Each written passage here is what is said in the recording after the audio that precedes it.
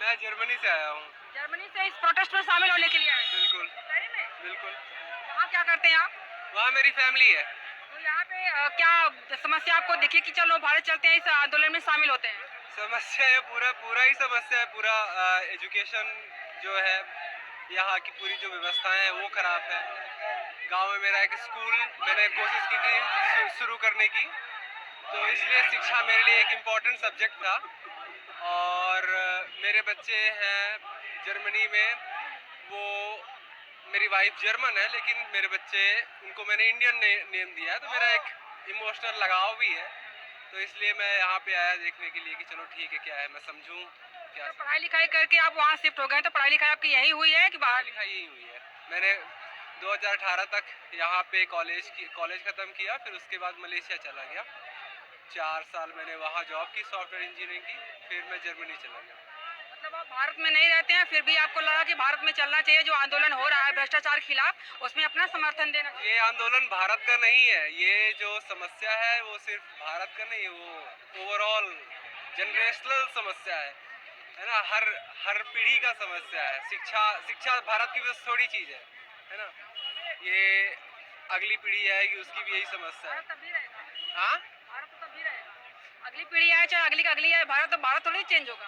तो भारत को थोड़ी बदलना है, शिक्षा व्यवस्था को ना बदलना है, भारत में हो रहा है ना प्रोटेस्ट बनिए का। शिक्षा के प्रति जागरूकता को बदलना है। लेकिन आपका परिवार, अभी लोग कहेंगे कमेंट में कि आपका परिवार तो जर्मनी में शिफ्ट हो गया है, फिर भी आपको भारत की चिंता क्यों हो रही है? यहाँ बच्चे भी आपके लगभग वहीं पढ़ रहे होंगे, भारत आना चाहेंगे ही नहीं, तो फिर आपको यहाँ के शिक्षा व्यवस्था क्या चिंता हुई जो आप यहाँ चले, मतलब अपने आप को आने से रोक नहीं पाए?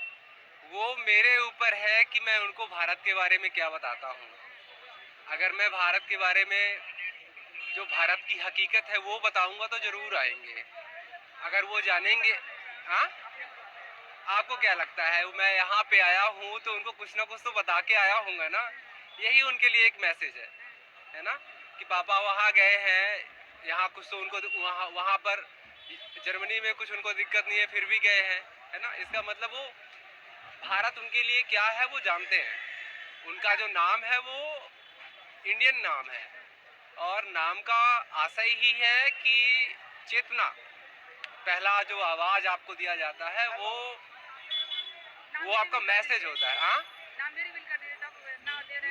नाम नहीं मैं रिवील करूंगा, क्योंकि कई नाम है मैंने दिए उनको।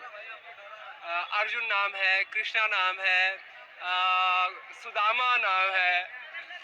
एक ही बच्चे को एकदम रीजनल नाम दे रखा है आपने, बढ़िया बढ़िया। नहीं, हाँ हाँ, बढ़िया बढ़िया, क्योंकि बढ़िया, आप बढ़िया आवाज सुनना चाहोगे, है ना, या फिर जो इंटरटेनमेंट वाले आवाज सुनने चाहोगे।